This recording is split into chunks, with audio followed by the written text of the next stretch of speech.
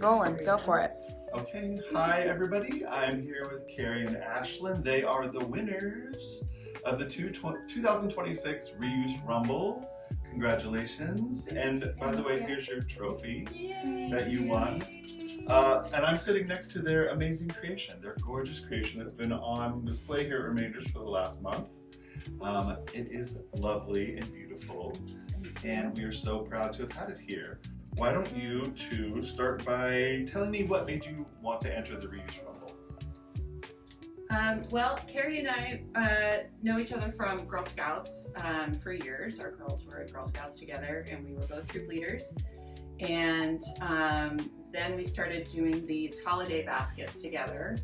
And we're both always been very creative and get along very well personally and creatively. Well, we were actually working on the holiday baskets this year when the call for a registry came through, and at first I was like, oh no, because I'd heard about it and was slightly intimidated, and then Ashlynn was like, we should do this. Because I was like, that just sounds fun. Right, it'll be so much fun. I was like, okay, with you, that sounds like a good idea. So we do have an incredible synchronicity. Ashlynn's more from the hip, in the moment, handles any challenge, and I tend to be way more uptight than that. So it is especially for the Rumble, it was very much a perfect partnership. Our goal was truly to finish. Like when Ashlynn and I signed up, I was like, my goal is just to not be disqualified, which I know isn't the proper, term or whatnot,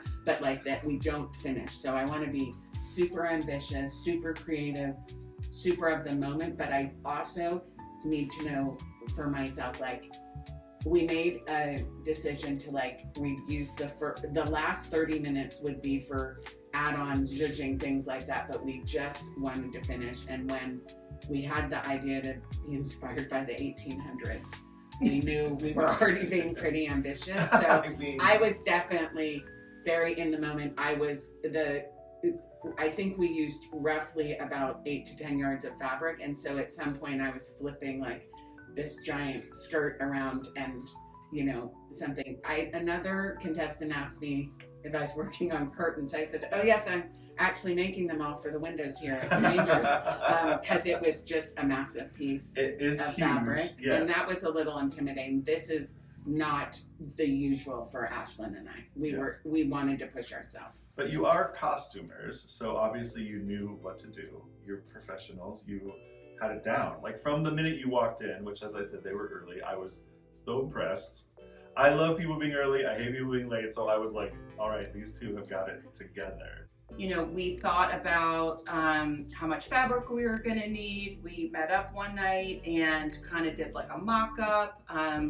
Funnily enough, I had scored some fabric that I don't remember if it had come from here and gone to a friend of mine and come back to me, or if she was going to donate it to here, and then I grabbed it, and that's part of the fabric, and now it is coming back here. So it's donated earlier. Yeah, today. we just donated earlier today, so it's kind of funny, the full circleness of it all. I mean, we love that. Yeah. That's absolutely how things work here. Yeah. If you're not using it, bring it back. So we did a mock-up, and I think it was your idea to initially do the bustle. You made a mock-up of this?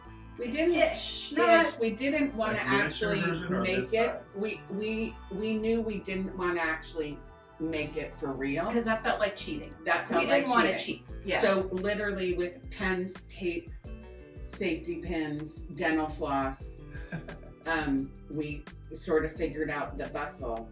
The audience is probably not aware, and the people that were here, is that yes, this has a built-in bustle that transforms from a bustle back into just a train, right? Yeah. So that's something I've never heard of. You clearly invented that out of your clever brains. Yeah. Let's make a bustle and a convertible system of pulleys or whatever you did that you engineered into this dress, which is incredible. I think that was not just that it was amazing and cool and upcycled from your husband's shirt, but that was, I think, one of the things the judges were really impressed by, is that you engineered this whole system into it, that it converts from one type of dress into another, or whatever you want to call that. That leads to my next questions. How much, you kind of addressed it already, how much pre-planning did you do? You made a mock-up. You had talked about it before, and does this product differ? The finished project differ from what you sort of thought it would be? I mean, yes, it greatly differs because the brilliant part of the challenge is the 30 minutes you have downstairs to figure out what you have available to make what you've dreamed to come true. I have a love for upholstery fabric, but I also challenged us with the weight of it. We did talk about if we only find 2 yards of 5 different fabrics, we'll have to patchwork it and whatnot. So that was truly the fun of it, the 30 minutes you have downstairs to figure it out and whatnot. So I actually think it's better than what we rehearsed. Okay. Yeah. Do you agree, Ashley? Yeah, I think it is. Yeah, because it's like when we rehearsed, it was one piece of fabric and I was like free cutting it. Yeah. Which is like, all right. We just said, oh, there'll be tears here. Yeah, I mean, again, we didn't want to cheat. So we were trying Oh. we were basically just trying to come up with like an outline. I concentrated on multiple fabrics because we needed something that would bustle. And Ashlynn had the list of like the tools, the extras. She was taking care of converting the shirt into the jacket and all of that. And then she also had like the extras list, which was like anything you think is cool or helpful. Grab it. Grab, Yeah. right. Like the Barbie doll. Like the And- Barbie doll. I was going to try to work a Barbie doll head into it somehow, but it didn't work out. So. And did my yelling on the megaphone, was that helpful Oh, or super not fun. helpful? It was super fun. I loved it. Yeah. It's my favorite part of the whole thing. That megaphone I would take home and yell at my husband if I could. It's so fun to talk on. Oh no, it was great. It made it was part of the whole Yes. experience. I couldn't have imagined it without that actually. Yeah. Yeah. No, I loved I it. love it. I Yeah. love that. Okay, Yeah. it stays in. It stays Yeah. in. Yes, keep it. Third and last question. I think we've heard a little bit about it, and Carey, I think your face told the story. But tell me about your experience during the 5 hours of making it, where you had to make the garment. Nervous, freaked out, smooth and easy. I feel like it was half and half. Smooth and easy. Well, yeah. You I were don't freaked know. out, I Carey. mean, You I definitely were was like, definitely, no I felt, nonsense. You were- so here's the full story. Felt the pressure. I only learned how to sew 2 years ago. Really? I'm actually more of a stylist than I am a designer, or whatnot. So no, it's an unfulfilled, high school dream to sew. And so a few years ago, I started taking classes here at Remainders and a few other places. My comfort is I'm definitely more persnickety. So the rush of it was not a comfort for me, Yeah. which is why Ashlynn was by far the perfect partner because she was the wing it, it's all fine.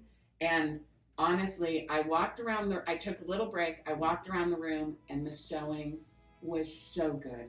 The design was so good.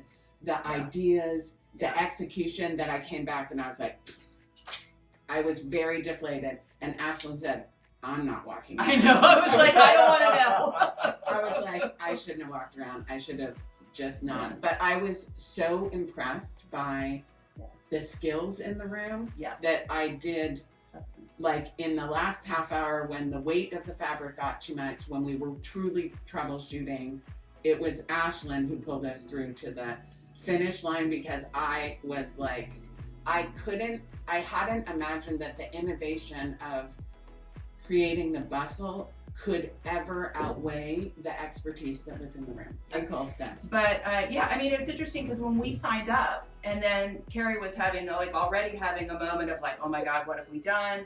Because she was like, because she knows the people who won the first one, right? Megan Yes. you took a class Yeah. with her, and so I actually watched the YouTube video of the first Remainder Rumble because I was like, I wanted to get an idea of what it was You and really kind of how were it. researching and preparing. Oh yeah. Well, I mean, because I didn't know what I was getting into, really. Yeah.